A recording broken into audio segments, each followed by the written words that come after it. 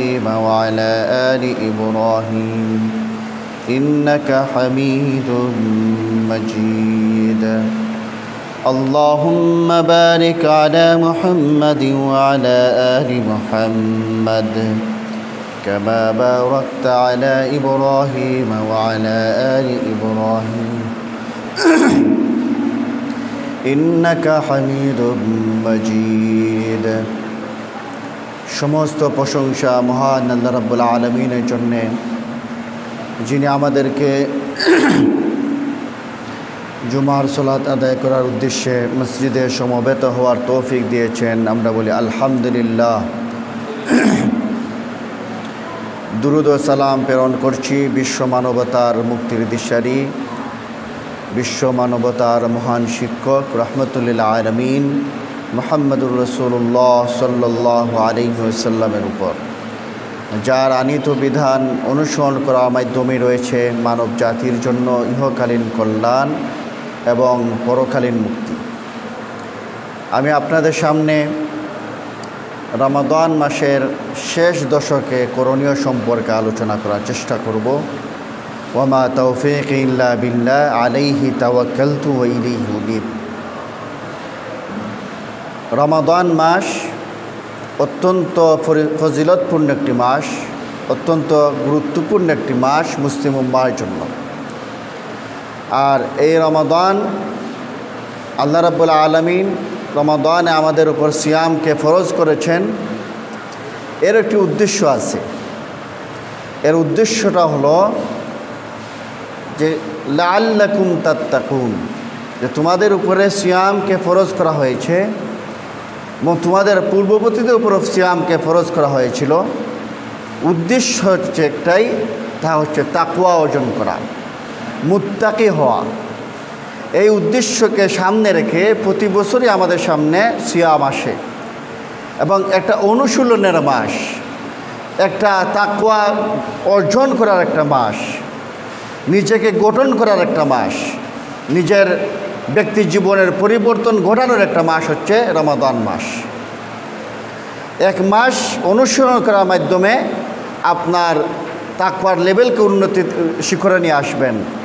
আপনার চরিত্র আমল আপনার আগের চাইতে উন্নতির শিখরে নিয়ে আসার জন্যই রমাদান মাস।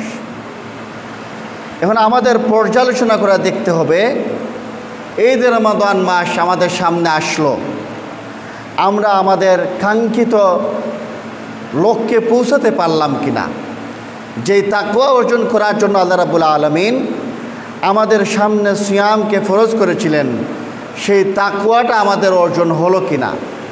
রমাদান মাস আসার আগে যেই অবস্থা ছিল, আমি যদি রমাদান মাস যাওয়ার পরে সেম আগের অবস্থায় থাকি, তাহলে এই রমাদান আমার জন্য কোনো কল্যাণ বয়ে নিয়ে আসে নাই। এই জন্য আমাদের পর্যালোচনা করা প্রয়োজন, আমাদের তাকওয়া অর্জন হচ্ছে কিনা। যাদের তাকওয়া অর্জন হবে, আপনি হেদায়েত পাবেন, আপনি সঠিক পথের দিশা পাবেন যখন তাকওয়া অর্জন হবে। এই যে আল্লাহ রাব্বুল আলামিন এই রমাদান মাসকে সম্মানিত করেছেন এই কোরআনুল কারীমের জন্যে। আর কোরআনুল কারীম কাদের হেদায়েত দিবে? লাআল্লাকুম তাত্তাকুন, যালিকাল কিতাবু লা রাইবা ফীহি হুদাল লিল মুত্তাকিন। যারা মুত্তাকি তাদেরকে কোরআনুল কারীম হেদায়েত দিবে, যাদের ভিতরে তাকওয়া থাকবে। তাকওয়া কি? তাকওয়ার ব্যাপারে উমর রাদিয়াল্লাহু তাআলা আনহু উবাই ইবনে কাব রাদিয়াল্লাহু তাআলা আনহুকে জিজ্ঞাসা করেছিলেন যে তাকওয়া কি। উবাই ইবনে কাব রাদিয়াল্লাহু তাআলা আনহু বলেছিলেন যে, উমর, তুমি কি কখনো কাঁটাযুক্ত রাস্তা দিয়ে কখনো হেঁটে গিয়েছ? তিনি বললেন, হ্যাঁ গেছিলাম। কিভাবে গেছেন? যে খুবই সতর্কতার সহিত গেছি, যাতে গায়ে কাঁটা না বেঁধে যায়। এইভাবে সতর্কতা অবলম্বন করে আমি পথ অতিক্রম করেছি। উবাই ইবনে কাব রাদিয়াল্লাহু তাআলা আনহু উমর রাদিয়াল্লাহু তাআলা আনহুকে বললেন যে এটাই হচ্ছে তাকওয়া। আপনার জীবনে চলতে গিয়ে আপনার সামনে অসংখ্য কাঁটা, আপনার হারামের কাঁটা, আপনার জিনার কাঁটা, আপনার মিথ্যার কাঁটা, ওজনে কম দেওয়ার কাঁটা, অসংখ্য কাঁটা, নাফরমানি, আল্লাহর নাফরমানি সামনে আপনার চতুর্দিকে আছে।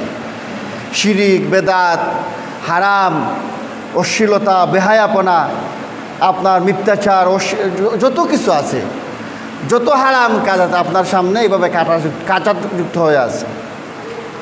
আপনাকে এই কাঁটাগুলো আপনার শরীরে লাগানো যাবে না, আপনার শরীরকে বাঁচিয়ে যেতে হবে। এটাই হচ্ছে তাকওয়া। সার্বক্ষণিক আল্লাহ রাব্বুল আলামিনের ভয় আপনার অন্তরে তাকওয়া, এটাই হচ্ছে তাকওয়া। আমরা আমাদের সামনে যখন সিসি ক্যামেরা থাকে, অপরাধের কাজ করে না, সিসি ক্যামেরার মধ্যে দেখতেছে এবং এটা রেকর্ড হচ্ছে। কিন্তু আমরা যখন অন্ধকার ঘরে চলে যাই, কোনো মানুষ দেখে না, তখন আমরা অপরাধ করি। তো আমাদের যখন তাকওয়া থাকবে, তাকওয়া যখন যদি আমাদের থাকতো, তাকওয়া থাকলে আমি অন্ধকার ঘরেও এই কাজটা করতাম না। কারণ সিসি ক্যামেরার চাইতে 1000 গুণ পাওয়ারে আল্লাহ রাব্বুল আলামিন আমাকে দেখতেছেন, সার্বক্ষণিক নজর রাখতেছেন, মনিটরিং করতেছেন, এবং এর হিসাব একটা দিন দিতে হবে। সার্বক্ষণিক আল্লাহ রাব্বুল আলামিন আমাকে দেখতেছেন। এই যে আল্লাহ রাব্বুল আলামিনের একটা গুণ, দেখার গুণ। আল্লাহ রাব্বুল আলামিন সার্বক্ষণিক আমার সকল কিছু শুনতেছেন।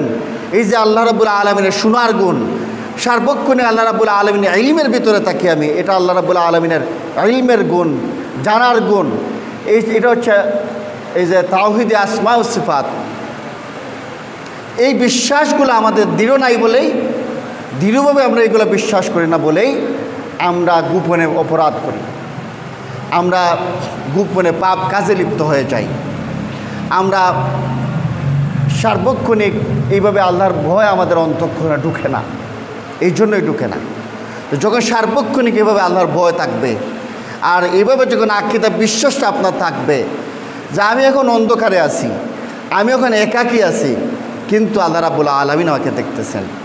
আপনি যেই কাজটাই করতেছেন না কেন, যে অপরাধ করার চিন্তাই করতেছেন না কেন, আল্লাহ রাব্বুল আলামিন শুনতেছেন, দেখতেছেন, আল্লাহর ইলমের ভিতরে আপনি আছেন।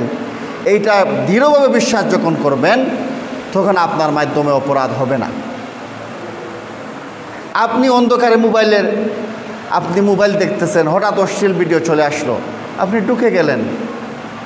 যদি অন্তরে তাকওয়া ঢুকে যায়, আপনার মনে হবে আল্লাহ রাব্বুল আলামিন তো দেখতেছেন। সর্বনাশ, লজ্জার বিষয়। মানুষে দেখলে আপনি খারাপ কিছু দেখেন না মানুষের সামনে, অথচ আপনি একাকী খারাপ কিছু দেখতেছেন। মানুষের লজ্জার ভয় আছে, আল্লাহর ব্যাপারে আপনার লজ্জা নাই। অথচ লজ্জাশীলতা ঈমানের অঙ্গ বলা হয়েছে। তাহলে যদি এই তাকওয়াটা যদি অন্তরে থাকে, তখন আপনি এই অশ্লীল ভিডিওটা আপনি দেখবেন না। আল্লাহ রাব্বুল আলামিন তো দেখতেছেন, আমাকে হিসাব দিতে হবে, আল্লাহ রাব্বুল আলামিনের সামনে দাঁড়াতে হবে, এর হিসাব আমার কাছ থেকে নেওয়া হবে। এই জন্য আমাদের অন্তরের সার্বক্ষণিক তাকওয়া, আল্লাহর ভয়, এই বিষয়টা আমাদের ভিতরে ঢুকতে হবে। যদি সার্বক্ষণিক আল্লাহর ভয় না ঢুকে, তাহলে আমাদের মাধ্যমে অপরাধ হবে, আমাদের মাধ্যমে আমাদের অবস্থার উন্নতি ঘটবে না। আমরা আগে যেমন ছিলাম, রমাদান চলে যাওয়ার পরে এভাবেই থাকবো। এই জন্য রমাদান মাসটা এটাই যে রমাদান মাসের মধ্যে আমাদের তাকওয়ার গুণ অর্জন করতে হবে। দেখেন, আপনি সিয়াম রাখতেছেন, সিয়াম রাখার পরে আপনি কিন্তু মানুষের অগোচরে আপনি কোনো কিছু খান না। আপনি কেন খান না? আল্লাহ রাব্বুল আলামিন দেখতেছেন, এই জন্য আপনি খান না, আপনার সিয়ামটা হবে না। কিন্তু আপনি তো একাকী খেয়ে আবার বাইরে এসে বলতে পারতেন আপনি সিয়াম আছেন, কিন্তু না, আপনি আপনার অন্তরে এটা ভিতরে এই কাজটা বিরাজ করে যে আল্লাহ রাব্বুল আলামিন দেখতেছেন, এই জন্য আমি কাজটা করব না। আবার দেখেন সিয়ামের বিষয়গুলা, আপনি পানাহার থেকে মুক্ত, আবার আপনি স্ত্রী সহবাস থেকেও মুক্ত, আপনি 5 ওয়াক্ত সালাতও আদায় করেন। এর মাধ্যমে কি সিয়াম হয়ে গেল, নাকি আরও কোনো কাজ আছে? এটাই শুধুমাত্র সিয়াম নয়। আপনি যদি সারাদিন না খেয়ে থাকেন, স্ত্রী রোজা ভঙ্গের কোনো কাজও না করে থাকেন, কিন্তু আপনি সারাদিনই দেখা যায় আপনি মানুষের সাথে আড্ডায় লিপ্ত হয়ে অন্য মানুষের গীবত করতেছেন, রাসূলুল্লাহ সাল্লাল্লাহু আলাইহি সাল্লামের বাসায় আপনি সিয়াম নন, আপনি উপবাস। আপনি উপবাস আছেন ঠিক আছে, আপনি নামমাত্র সিয়াম রেখেছেন, কিন্তু দেখা যায় মানুষের সাথে আপনি ঝগড়ায় লিপ্ত, মানুষের পরনিন্দায় লিপ্ত, অশ্লীল কাজে লিপ্ত। এই সমস্ত কাজে যারা লিপ্ত, এই সমস্ত কাজ থেকে যারা বিরত হতে পারেন না, তাদেরকে রাসূলুল্লাহ সাল্লাল্লাহু আলাইহি সাল্লামের বাসায় তাদের সিয়াম হয় নাই, তারা উপবাস থেকেছে। তাহলে এই সমস্ত কিছু বর্জন করার মাধ্যমেই আমাদের অনুশীলন চালিয়ে যেতে হবে, এইভাবেই তাকওয়া অর্জন করতে হবে। আর রমাদান মাস আসার পরে আমাদের ইবাদত বাড়িয়ে দিতে হবে, আমাদের জিকির আজকার তসবিহ তাহলিল। আমাদের যেখানে দেখেন কেউ যদি আপনার সাথে, আপনি ন্যায় আছেন কিন্তু তারপরেও আপনার সাথে অন্যায়ভাবে ঝগড়া করতে আসলো, রাসূলুল্লাহ সাল্লাল্লাহু আলাইহি সাল্লামের বাসায় আপনি কি বলবেন? আপনি ঝগড়া করবেন না, আমি সাইম, আমি সিয়াম রেখেছি। তাহলে এই মাসটা হচ্ছে ইবাদতের মাস, এই মাসটা হচ্ছে অনুশীলনের মাস, এই মাসটা হচ্ছে সংযম করার মাস। আপনি কী থেকে সংযমে থাকবেন? আপনি যেমন খাবার গ্রহণ করার থেকে বিরত থাকবেন, এটা একটা সংযম। আবার অশ্লীল কাজ থেকে বিরত থাকার মাধ্যমেও আপনি সংযম করতে হবে। আপনি মানুষের গীবত চর্চা থেকে বিরত থাকার মাধ্যমেও আপনার সংযম করতে হবে, ধৈর্যের পরিচয় দিতে হবে। আপনি একটা দিন দেখেন, গীবত থেকে বেঁচে থাকা বর্তমান সময়ে এত বেশি কঠিন একটা বিষয়। আপনি নিজে গীবত করতেছেন না, কিন্তু আপনার সামনে আরও 10 জন এসে আড্ডায় বসে গেল, আরও জন মানুষের নামে গীবত চর্চা শুরু হয়ে গেল। এভাবে কিন্তু আপনি উঠে যাচ্ছেন না, তখন আর আপনি এভাবে গীবত শুনতেছেন। এটা কঠিন বিষয়। এই জন্য সমস্ত বিষয়গুলো আমাদের আমলের মধ্যে নিয়ে আসতে হবে। আর রমাদান মাসের শেষ দশকে রাসূলুল্লাহ সাল্লাল্লাহু আলাইহি ওয়াসাল্লাম এবং তার সাহাবায়ে কেরাম আমল অনেক বেশি বাড়িয়ে দিতেন। আর আমাদের বাঙালি মুসলিমদের স্বভাব হচ্ছে রমাদান শেষ দিকে আসার সাথে সাথেই আমাদের কেনাকাটা শুরু, আমাদের এই দোকান দেখানে দৌড়ঝাঁপ শুরু, ইবাদতের মান একবার কমে যায় শেষ দিকে। এই জন্য আমাকে বলল, টেইলারের কাজ করে, যে রমাদান মাসে আমি চাই একটু ভালো ইবাদত করার জন্য। অনেক মানুষকে তো ফিরিয়ে দিতে হচ্ছে, অনেকে ঈদের সময় জামা বানাতে চায়, তো ফিরিয়ে দিতে হচ্ছে। এক্ষেত্রে আমার কোনো গুনাহ হবে কি না? আমি বললাম যে আমাদের এই যে বাংলাদেশ বলেন, ভারত বলেন, পাকিস্তান বলেন, এই সমস্ত জায়গায় নতুন কাপড় ছাড়া ঈদের সালাত হবেই না, এই অবস্থা। কিন্তু আরব বিশ্বে এরকম কালচার নেই।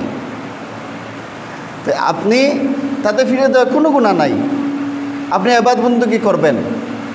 তো আমাদের ইবাদত বন্দেগী বাদ দিয়ে এই যে ফজিলতপূর্ণ একটি গুরুত্বপূর্ণ একটি রাত, শবে কদরের রাত, এই রাতকে বাদ দিয়ে আমাদের শেষ দশক চলে শুধু কেনাকাটার দশক।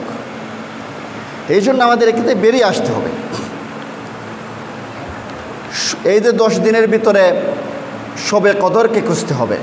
এটা গুরুত্বপূর্ণ একটি রাত, এটা ফজিলতপূর্ণ একটি রাত।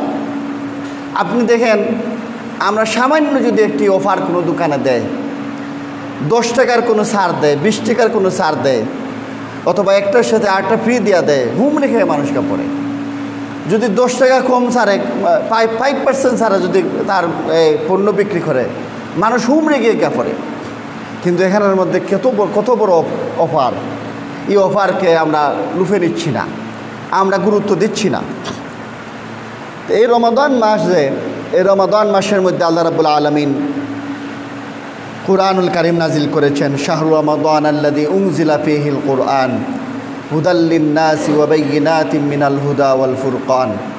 এই মাসের মধ্যে আল্লাহ রাব্বুল আলামিন কুরআন নাজিল করেছেন মানুষের হেদায়েতের জন্যে, সত্য মিথ্যার পার্থক্যকারী কিতাব। এই জন্য নাজিল করেছেন যাতে আমরা হেদায়েত লাভ করতে পারি, যাতে করে আমরা অন্ধকার থেকে আলোর দিকে আসতে পারি, এই জন্য আল্লাহ রাব্বুল আলামিন রমাদান মাসে কোরআন নাজিল করেছেন। রমাদান মাসের কোন দিনে কোরআন নাজিল করেছেন এ ব্যাপারে আল্লাহ রাব্বুল আলামিন বলছেন, ইন্না আনজালনাহু ফি লাইলাতিন মুবারাকাতিন ইন্না কুন্না মুনজিরিন। নিশ্চয়ই আমরা এটা নাজিল করেছি এক মুবারক রাতে। এই মুবারক রাত কোনটি এই আয়াতের মধ্যে বলা হয় নাই। এই মুবারক রাতের কথা অন্য আয়াতে বলা হয়েছে, সূরা কদরের মধ্যে বলা হয়েছে, ইন্না আনজালনাহু ফি লাইলাতিল কদর। নিশ্চয়ই আমরা এই কোরআনকে নাজিল করেছি লাইলাতুল কদরে। তাহলে রমাদান মাসে কোরআন নাজিল হয়েছে একটা মুবারকপূর্ণ রাতে, আর সেই মুবারকপূর্ণ রাত হচ্ছে লাইলাতুল কদর। আপনি বলবেন যে লাইলাতুল কদরে যদি কোরআন নাজিল হয়ে থাকে, তাহলে আমরা তো জানি কোরআন নাজিল হয়েছে পুরাটা নবুয়তির 23টা বছর কোরআন নাজিল হয়েছে, শুধুমাত্র রমাদানেতে নাজিল হয় নাই। তাহলে এটা কীভাবে সম্ভব? এর ব্যাখ্যায় মুফাসসিরে কিরাম বলেছেন যে একটা ব্যাখ্যা এরকম যে গারে হেরায় যখন ইকরা বিসমি রাব্বিকাল্লাযী খালাক এই আয়াতটা যখন 5টা আয়াত নাজিল হয় তখন রমাদান মাস ছিল, এর একটা ব্যাখ্যা। আর ইবনে কাসির রহমতুল্লাহ আলাইহির ব্যাখ্যা হচ্ছে যে লাউহা মাহফুজ থেকে একটা নিকটবর্তী জায়গায় এই কোরআনকে এই শবে কদরেই নাজিল করা হয় একত্রে, এবং সেখান থেকে বাইতুল ইজ্জা, সেখান থেকে 23টা বছর প্রয়োজনে পরিপ্রেক্ষিতে সময়ের আলোকে যখন যে আয়াত নাজিল করা প্রয়োজন তখন সেই আয়াতকে নাজিল করা হয় একত্রে। লৌহে মাহফুজ থেকে এই লাইলাতুল কদরেই কোরআনকে নাজিল করা হয়। এই জন্য লাইলাতুল কদরের এত বেশি গুরুত্ব। ফিহা ইউফরাকু কুল্লু আমরিন হাকিম। আর লাইলাতুল কদর এমন একটি রাত যেই রাতের মধ্যে সে রাতে প্রত্যেক চূড়ান্ত সিদ্ধান্ত স্থিরকৃত হয়। তকদিরের বিষয়গুলা এই রাতের মধ্যে বন্টন করা হয়। অনেকে বলতেছে এই লাইলাতুল কদরের আয়াতগুলাকে অনেকেই শবে বরাতের সাথে ফিট করে দিচ্ছে। অনেকে এরকমও বলতেছে যে কোরআন নাজিল হয়েছে শবে বরাতের মধ্যে, নাউজুবিল্লাহ। এরকম অনেক আলিমও আছে যারা কোরআনকে শবে বরাতে নাজিল হয়েছে এই কথা বলছে। কোরআনের স্পষ্ট আয়াত থাকার পরেও শাহরুর রমাদান আল্লাযী উনজিলা ফীহিল কোরআন, যে রমাদান মাসে কোরআন নাজিল হয়েছে, কদরের রাতে কোরআন নাজিল হয়েছে, এই সমস্ত সুস্পষ্ট আয়াত থাকার পরেও তারা বলতেছে শবে বরাতে নাজিল হয়েছে। এই সমস্ত যারা কোরআনের ব্যাখ্যা করতে গিয়ে মানুষকে বিভ্রান্ত করে, এদের মাধ্যমে জাতি উপকৃত হওয়ার কোনো সম্ভাবনা নাই, জাতিকে বিভ্রান্তের দিকেই নিয়ে যাবে। তো আমরা জানি এই যে তকদিরের যে বিষয়গুলা, ভাগ্যের যে বিষয়, মানুষের কখন মৃত্যু হবে, মানুষের কখন জন্ম হবে, কার জীবনে কি ঘটবে, এই সমস্ত বিষয় সৃষ্টির 50,000 বছর আগেই লিপিবদ্ধ করা হয়েছে। কিন্তু এই আয়াতে বলা হচ্ছে যে এই রাত্রিতে আপনার সিদ্ধান্ত দেওয়া হয়। তাইলে পরস্পর বিরোধী হয়ে যাচ্ছে মনে হচ্ছে, কিন্তু না, এটা পরস্পর বিরোধী নয়। সৃষ্টির 50,000 বছর আগেই আল্লাহ রাব্বুল আলামিন মানুষের তকদির লিপিবদ্ধ করেছেন। আর এই কদরের রাত্রে এই বিষয়গুলা ফেরেশতাদের মধ্যে বন্টন করে দেওয়া হয়। এই 1 বছরের বিষয় ফেরেশতাদের মধ্যে বন্টন করে দেওয়া হয়। যার যেই দায়িত্ব তাকে সেই দায়িত্ব বুঝিয়ে দেওয়া হয় এই বছরের জন্য। লিপিবদ্ধ আছে 50,000 বছর আগে, কিন্তু শবে কদরের রাত্রিতে আল্লাহ রাব্বুল আলামিন যেই ফেরেশতা যেই দায়িত্বে আছেন সেই ফেরেশতার কাছে সেই দায়িত্ব বুঝিয়ে দেওয়া হয়। এই জন্য আপনি কদরের রাত্রিতে আপনার আগামী বছর, এই বছর আপনার কী ঘটবে, হয়তো আপনি বাজারে হাঁটতেছেন, কিন্তু আপনার সিদ্ধান্ত হয়ে গেছে আপনার এই বছরই আপনি চলে যাবেন। এরকম সিদ্ধান্ত কিন্তু এসে যাচ্ছে শবে কদরেতে।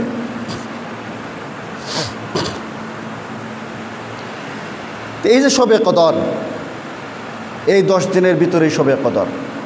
এই 10টা দিনে আমাদের একটু কষ্ট করতে হবে, আমাদের ইবাদতের লেভেলকে উন্নত করতে হবে, আমাদের জিকির আজকার তসবিহ তাহলিল এগুলো বাড়াইয়া দিতে হবে, যাতে করে আমরা শবে কদরের যে ফজিলত আছে সেখান থেকে যাতে আমরা মাহরুম না হয়ে যাই।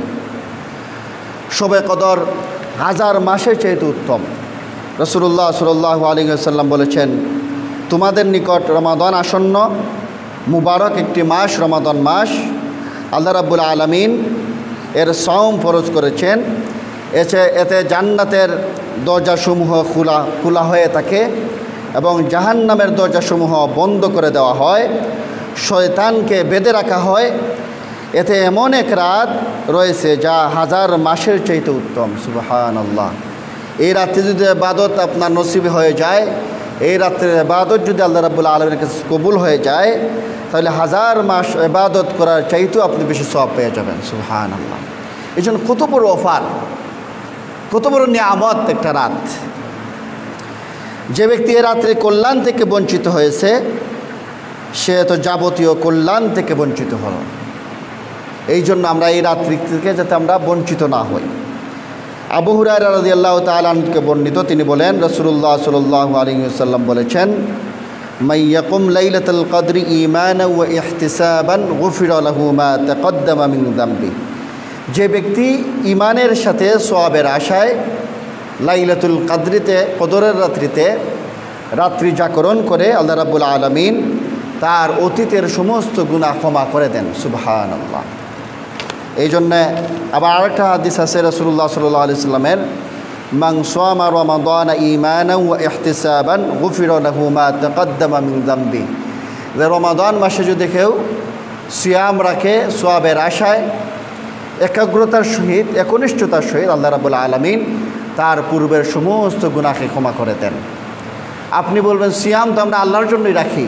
না, অনেক মানুষ আছে সিয়ামকে টার্গেট করতেছে তার ওজন কমানোর জন্যে, ওজন কমানোর জন্য অনেকে টার্গেট করে। অথবা অনেক মানুষ সবাই রোজা রাখতেছে, আমি কীভাবে খাই, এই জন্য সে সিয়াম রাখতেছে। এই জন্য যিনি ঈমানের সাথে সওয়াবের আশায় একাগ্রতার সাথে যে সিয়াম রাখবে, আল্লাহ রাব্বুল আলামিন তার জীবনের পূর্বের সমস্ত গুনাহকে ক্ষমা করে দেবেন। সুবহানাল্লাহ। আর আরেকটা হাদিসে রাসূলুল্লাহ সাল্লাল্লাহু আলাইহি ওয়াসাল্লাম বলছেন, মান সামা রমাদান ঈমানান ওয়া ইহতিসাবান গুফিরা লাহু মা তাকদ্দামা মিন যামবি। মান কামা রমাদানা ঈমানান ওয়া ইহতিসাবান গুফিরা লাহু মা তাকদ্দামা মিন যামবি। যে ব্যক্তি ঈমানের সাথে একাগ্রতার সহিত তারাবির সালাত আদায় করবে, রাত্রের সালাত আদায় করবে, ঈমানের সহিত একাগ্রতার সহিত দৃঢ়স্থিরভাবে আল্লাহ রাব্বুল আলামিনকে ভয় করে, সওয়াবের আশায়, আল্লাহ রাব্বুল আলামিন তার সমস্ত পিছনের গুনাহগুলো ক্ষমা করে দিবেন। এই জন্য আমরা যখন রাতের সালাতে দাঁড়াবো, দৃঢ়স্থিরভাবে দাঁড়াবো, সুন্দরভাবে দাঁড়াবো, একাগ্রতার সহিত দাঁড়াবো, একটু কষ্ট হলেও।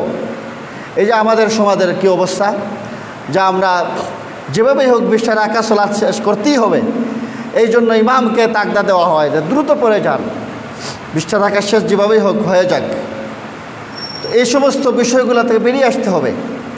এই যে উম্মুল কুরা সালাত হয়, কত সুন্দর আমরা দেখতে পাই, কত সুন্দর ছেলেরা ধীরস্থিরভাবে সালাত আদায় করতেছে। এটাই এইভাবে যদি সালাত আদায় করেন, তাকওয়া মসজিদে যেভাবে সালাত হচ্ছে, আরও কিছু কিছু মসজিদ এইভাবে সালাত আদায় হচ্ছে, ধীরস্থিরভাবে একাগ্রতার সহিত। আপনি রবের সামনে দাঁড়াবেন, আপনার এত তাড়াহুড়া কিসের?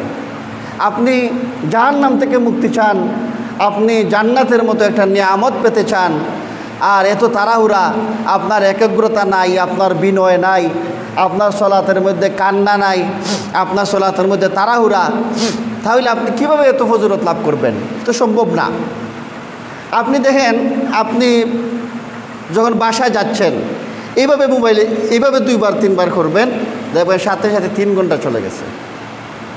এইভাবে শুধু অশ্লীল কথাগুলো শুনে, অশ্লীল দৃশ্য দেখে আপনার সময় হেলায় বেলায় এমনিতেই চলে যাচ্ছে।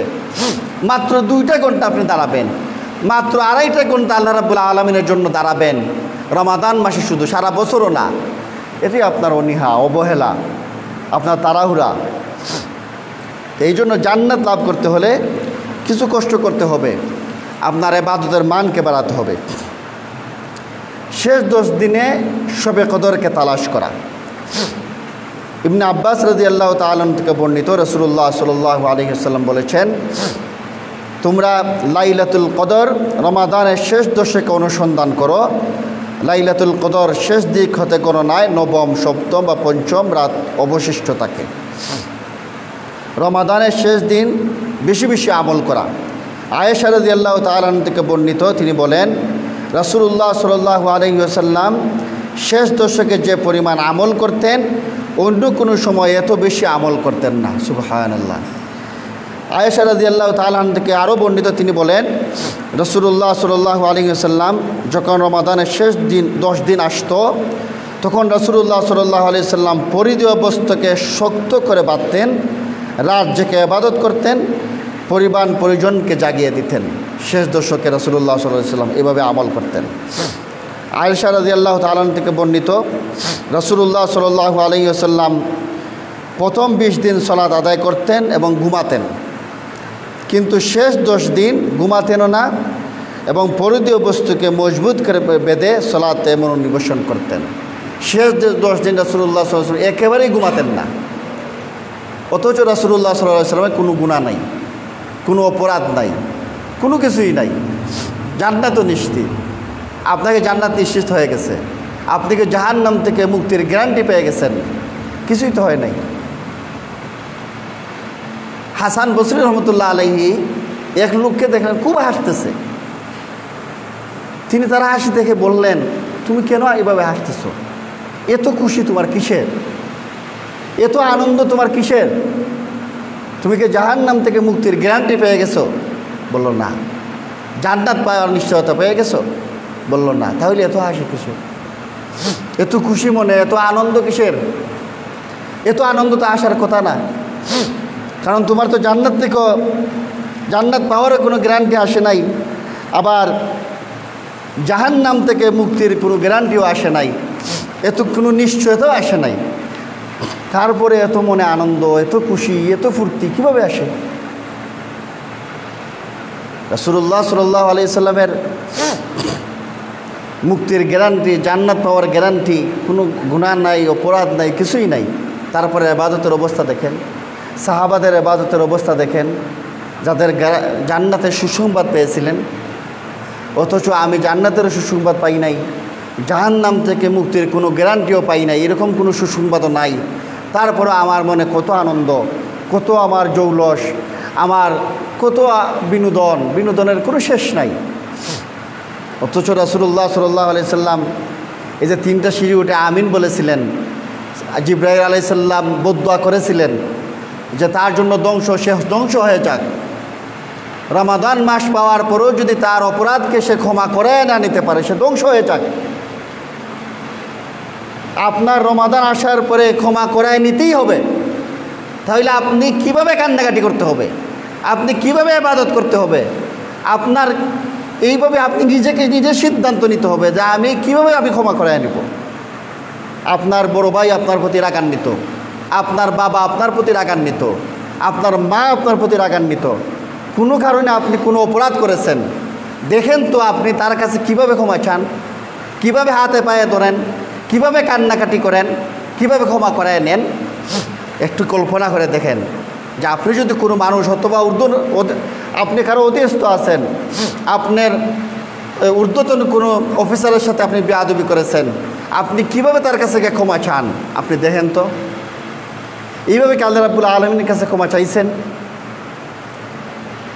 তাইলে আমি এইভাবে আমাকে কান্নাকাটি করতে হবে, এইভাবে আমাকে দোয়া করতে হবে, ইস্তেগফার করতে হবে, ক্ষমা প্রার্থনা করায় নিতে হবে, যেইভাবে চাওয়ার মাধ্যমে আল্লাহ রাব্বুল আলামিন আমাকে ক্ষমা করবেন। ঠিক এইভাবে কাকুতি মিনতি করে তার জন্য ধ্বংস, দেখেন কতটা কঠিন বিষয়। এই জন্য আমাদের টার্গেট থাকতে হবে যে এই রমাদান মাসে আমার অপরাধ আমি ক্ষমা করাই নিতে হবে। এইভাবেই আমাকে কান্নাকাটি করতে হবে, এইভাবে সালাত আদায় করতে হবে, এইভাবে তাহাজ্জুদে দাঁড়াতে হবে, এইভাবে আমাকে কিয়ামে দাঁড়াতে হবে। এই ফিকিরটাই থাকতে হবে যাতে আমার অপরাধটা ক্ষমা হয়েই যায়। আর হাসিটারটা কম করে কান্নাকাটি বেশি করতে হবে। কারণ আমাদের জান্নাতের কোনো গ্যারান্টি নাই, জাহান্নাম থেকে মুক্তির কোনো গ্যারান্টিও আসে নাই। রাসূলুল্লাহ সাল্লাল্লাহু আলাইহি ওয়াসাল্লাম এই যে 10 দিন দান সদকা বাড়াইয়া দিতেন, জিকির আজকার বাড়াইয়া দিতেন, তসবিহ তাহলিল বাড়াইয়া দিতেন। আপনি ইবাদতও করবেন, আপনি দান সদকাও বাড়াইয়া দেন, আপনার যা আছে দান করে দেন, সুযোগ আছে আপনি দান করে দেন। এই জন্য এবং একটা দোয়া রাসূলুল্লাহ সাল্লাল্লাহু আলাইহি ওয়াসাল্লাম শেষ দশকে শিক্ষা দিয়েছেন যে আল্লাহুম্মা ইন্নাকা আফুউন তুহিব্বুল আফওয়া ফাআফু আন্নী, যে হে আল্লাহ আপনি ক্ষমাশীল, ক্ষমা করাকে আপনি ভালোবাসেন, অতএব আমাকে ক্ষমা করে দিন। এই দোয়াটা শেষ 10 দিন বেশি বেশি পড়বেন। আল্লাহুম্মা ইন্নাকা আফুউন তুহিব্বুল আফওয়া ফাআফু আন্নী, যে আপনি ক্ষমাশীল, আপনি ক্ষমা করাকে ভালোবাসেন, আপনি আমাকে ক্ষমা করে দেন। এইভাবে আপনি ক্ষমা প্রার্থনা করবেন। আপনি শেষ দশকে দান সদকা বেশি বেশি করবেন, জিকির আজকার বেশি বেশি করবেন, নফল সালাত বেশি বেশি করবেন এবং বেদাতযুক্ত আমল করবেন না। যেমন আপনি শেষ দশকে কাজ করলেন, সবাই মিলে আপনারা এতেকাফে ঢুকেছেন, একটা সময় ইল্লাল্লাহ ইল্লাল্লাহ জিকির শুরু করে দিলেন, তসবিহ তাহলিল একসাথে করলেন।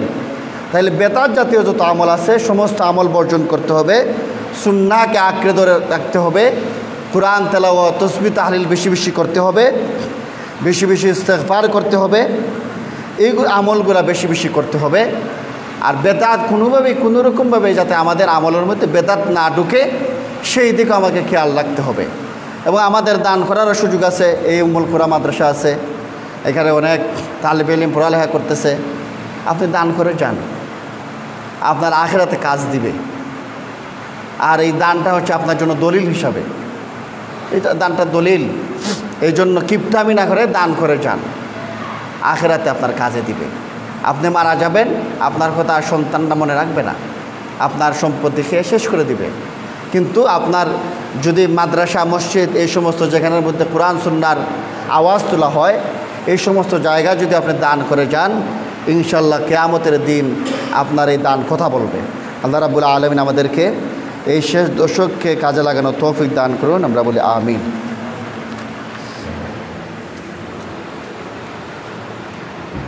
আলহামদুলিল্লাহ ওয়াসসালাতু ওয়াসসালামু আলা রাসূলিল্লাহ, আম্মা বা'দু ফাইন্না খায়রাল হাদিসি কিতাবুল্লাহ ওয়া খায়রাল হাদী হাদী মুহাম্মাদিন সাল্লাল্লাহু আলাইহি ওয়াসাল্লাম ওয়া শাররাল উমুরি মুহদাসাতুহা ওয়া কুল্লু মুহদাসাতিন বিদআহ ওয়া কুল্লু বিদআতিন দালালাহ ওয়া কুল্লু দালালাতিন ফিন-নার।